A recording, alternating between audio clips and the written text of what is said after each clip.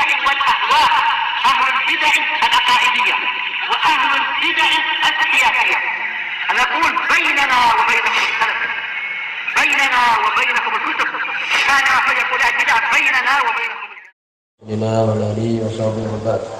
Kita meneruskan bacaan kita Bulughul Maram ditulis oleh Al-Hafidz Ibnu Hajar Al-Asqalani rahimahullah taala. Masih di kitab shalah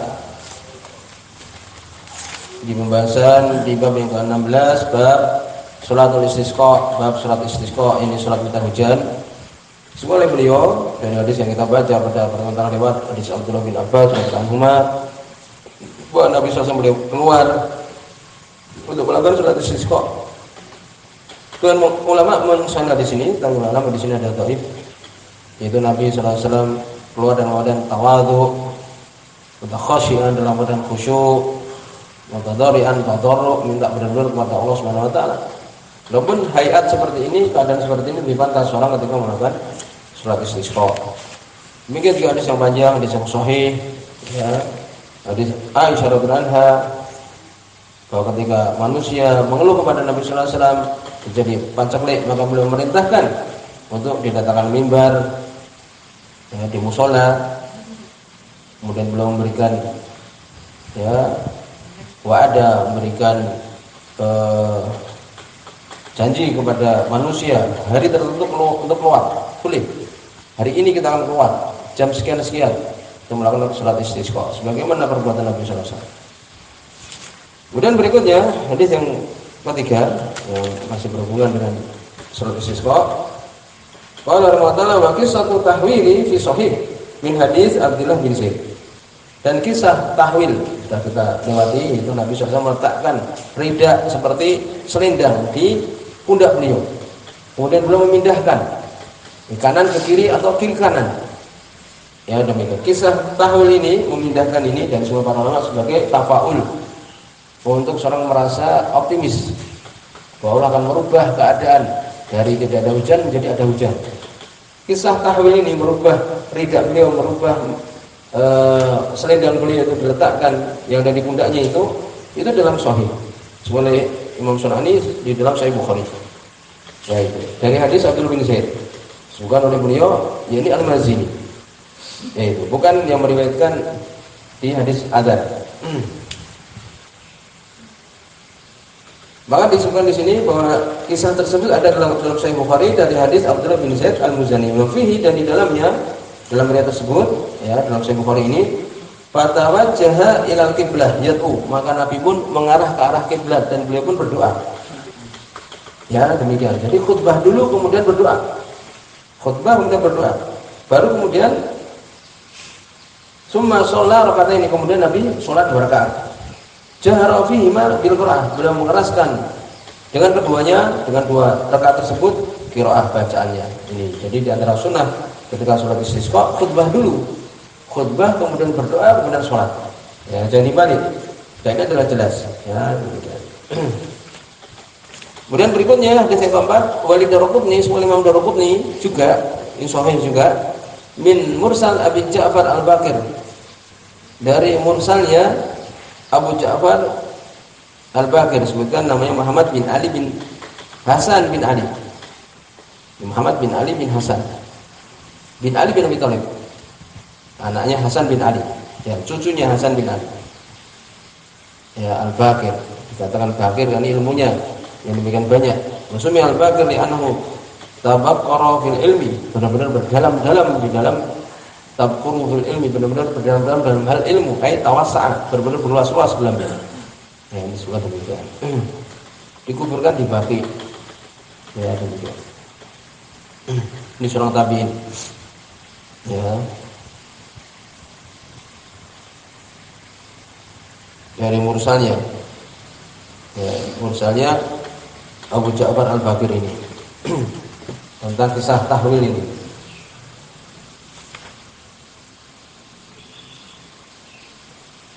Ya, ini mursal yang sahih. Ini terputus dia.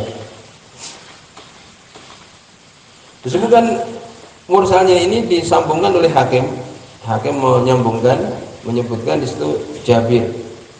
Jadi dari beliau ini termasuk dengan bait ini Abu Ja'far Al-Baqir ini dari Jabir, ya, kemudian menyebutkan kisah ini. Itu. Ya disebutkan oleh Imam Daraqutni dari mursalnya Abu Ja'far Al-Baqir. Mursal itu maksudnya yang gambaran ini mudah, tabi'in dari Rasulullah SAW demikian. Dan disebutkan bahwa beliau ini tabi'in ini Abu Ja'far ini mengambil dari Jabir bin Abdullah, sahabat radhiyallahu anhu, dari Nabi SAW, dari kisah yang dialami di zaman Nabi SAW. Wahawala, apa itu? Mursalnya ini wahawala rida'ahu, dan memindahkan ridaknya. Liyatahawala qahtu, ini ilahnya, li ini agar berpindah, qaht pacakli itu berpindah. Jadi untuk tafaul. Semua Imam Sunani sini di 10 salam. Kalau Ibnul Arabi berkata, Ibnul Arabi ulama al-sunnah ya, dengan alif lam al-Arabi Maliki madhabnya. Huwa amarah bainahu wa baina rabbih. Ini tanda antara dia dan dengan Allah Subhanahu wa taala. Dia mengatakan demikian. Qila lahu hawalida rida'ak liyatahawul litafaul, untuk tafaul, untuk apa? Optimis, khusnudzon pada Allah Subhanahu wa taala, untuk Allah merubah.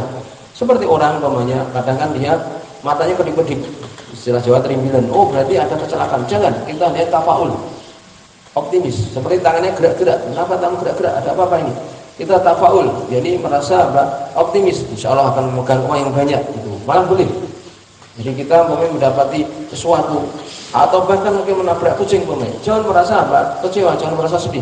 Insya Allah dapat rezeki yang banyak. Demikian malah. Ya, kejatuhan cicak. Sebagian menyebutkan kalau kejatuhan cicak, dikejar cicak ini dibunuh kemudian dirobek-robek mulutnya. Kalau enggak lagi celaka. Ini batin.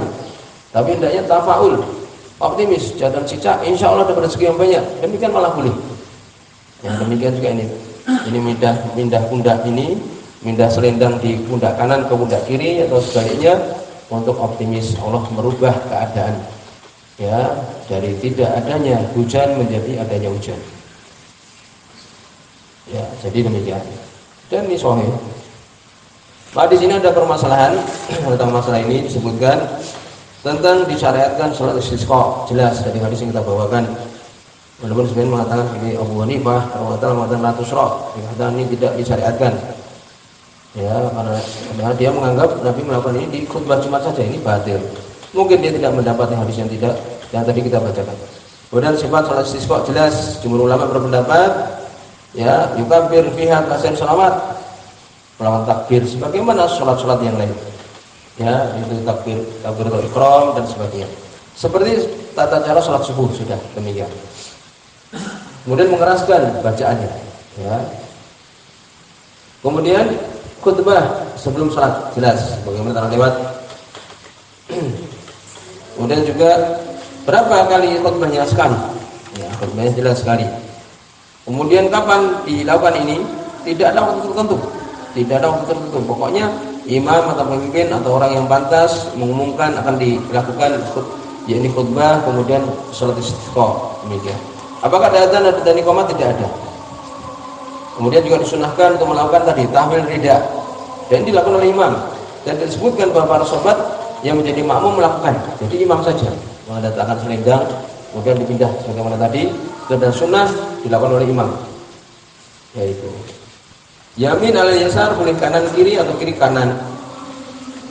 Kemudian juga disebutkan bagaimana kalau dia kemudian mau istisqa turun hujan, bagaimana? Tidak perlu sholat karena sudah turun hujan. Kan demikian. Bahkan untuk mensyukuri nikmat Allah SWT tersebut. Ya. Kalau kemudian sholat istisqa tidak turun hujan, apa diulangi? Sebenarnya tidak. Ya, karena tidak disebutkan Nabi melakukan sholat istisqa 2 kali. Di sini kemudian sudah ini ada